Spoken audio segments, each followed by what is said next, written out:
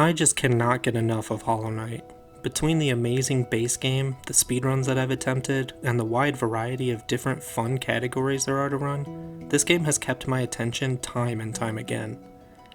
I made a video not too long ago about if you could beat the bosses of the game in alphabetical order, and I got quite a few comments suggesting various runs that I should try next. But the one that seemed like the natural progression was a run getting all of the charms in alphabetical order. So that's what I'm here to do today. The goal this time is simple. I just need to obtain all of the charms in alphabetical order.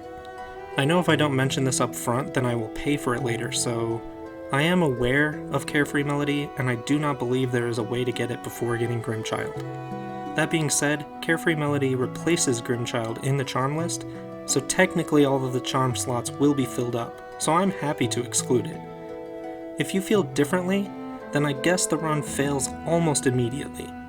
But if that's not a deal breaker for you, then let's get started. This goal is much less restrictive than my previous one, since we will actually be able to collect all of our abilities, so it should go much more smoothly. The beginning of this run would still be pretty standard, with us first going to save Sly and collect the Vengeful Spirit, Mothwing Cloak, and Mantis Claw. And we definitely won't grab Soulcatcher after defeating the first Baldur out of habit.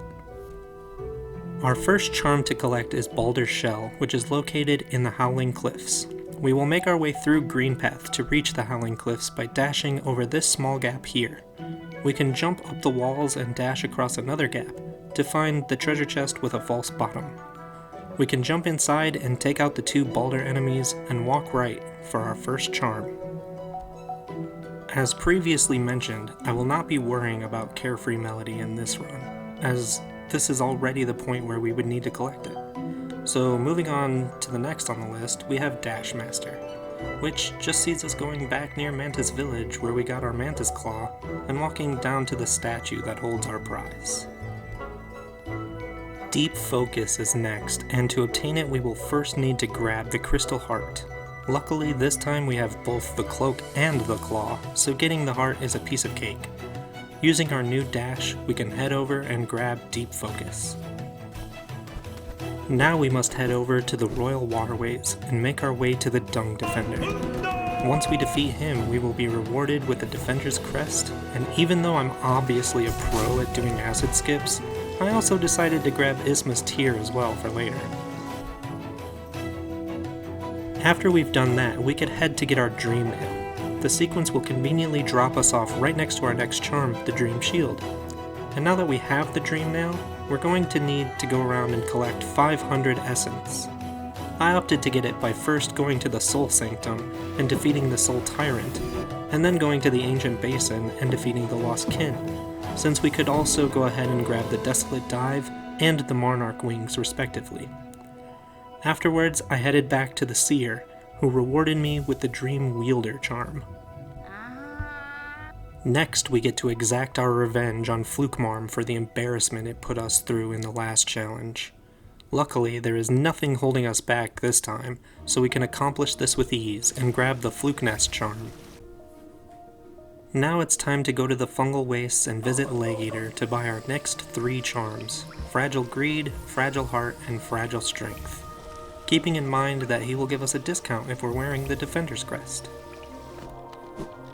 After buying those, I chose to go to the Howling Cliffs to activate the fire to get the Grim Troop to show up.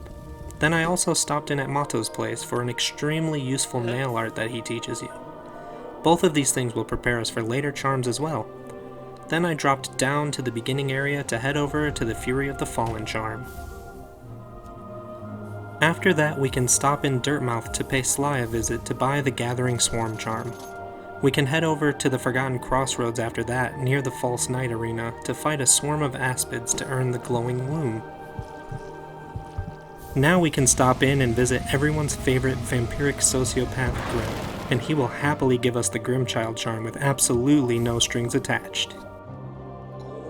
If you're following along, I hope you've been collecting every single one of those grubs that are scattered throughout Hollow Nest that I inconveniently haven't mentioned up until now, because we need to turn all of them in for our next charms.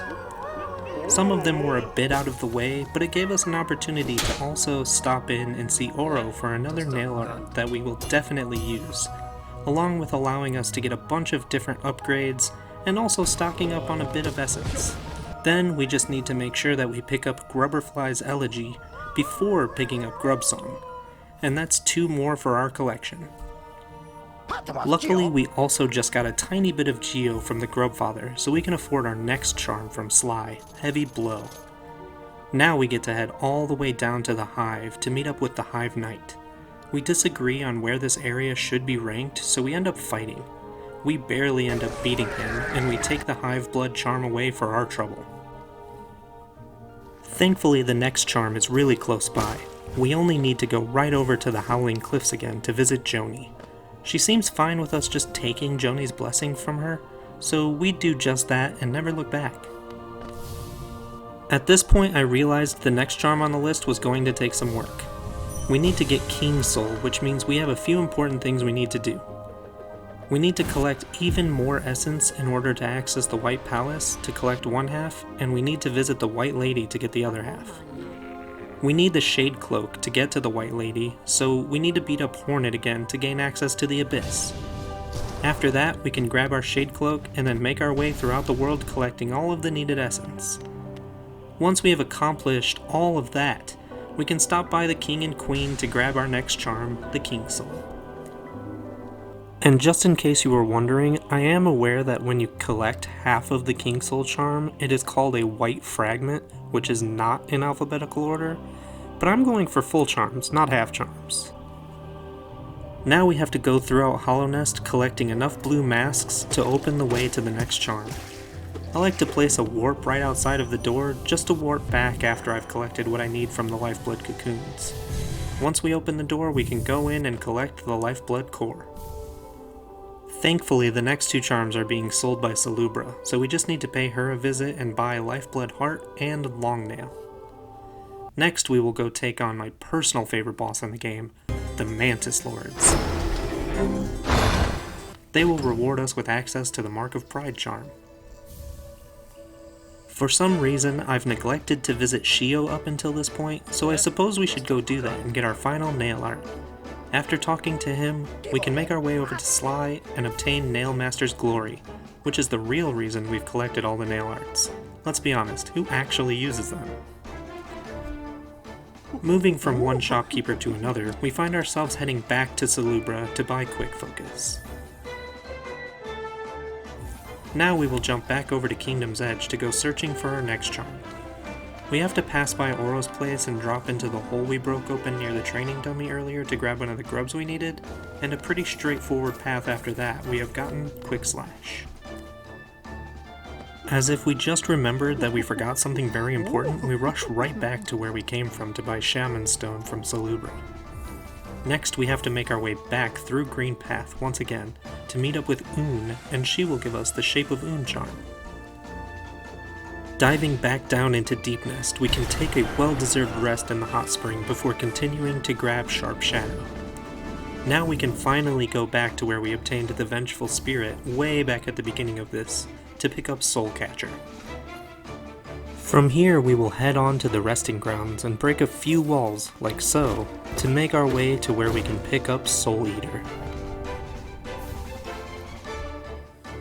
We can find Spell Twister with a little trip back to the Soul Sanctum. We just need to be wary of the horde of mistakes and follies that guard it. Fatality.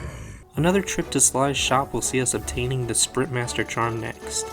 If we pair Sprint Master and Dash Master, we can go really fast. And while that may not be very helpful to the run, it is incredibly entertaining. After we bought that, we can head into the Fungal Waste to grab Spore Shroom without much trouble.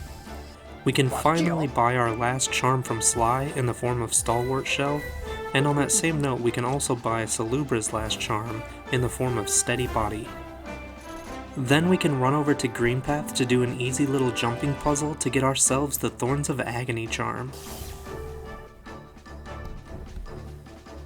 At this point we have an opportunity to make a choice. I left out Carefree Melody because it just replaces a charm instead of getting a new one, and the next 4 charms do exactly that. In this case, however, they are obtainable without ruining the alphabetical rule. So if you just want to focus on filling the slot, you can skip them. But if you want to get these 4, that's okay too. The first 3, being Unbreakable Greed, Unbreakable Heart, and Unbreakable Strength, can be bought for a high price from Divine back in Dirtmouth. And Void Heart requires you to dive deep into the abyss to hit the egg with your awoken dream nail and witness a wholesome memory of the Pale Keen. Whether you decide to grab the last 4 or not, that puts us just about at the end of this run. Next, we just need to head up to Dirtmouth once again to finally buy the best charm in the game, the Wayward Compass. Sadly, we won't get to make much use of it because there's only 1 charm left to get, but we will know exactly where we are the whole time. We just need to head into Deep Nest one last time and make our way into the Weaver's Den in order to pick up Weaver's Song. And with that, we have done it! This was by far a much easier challenge than the last one for me, but it was still a lot of fun. I encourage anyone that is interested to give it a shot. I have been having a great time making these, and if you have enjoyed watching them, please consider giving this video a like and possibly subscribing to the channel to see what we will try to do next. The idea for this video came from this lovely community, so be sure to let me know if there's a challenge you would like to see me do next. Thank you so much for watching, and I hope you have a wonderful day.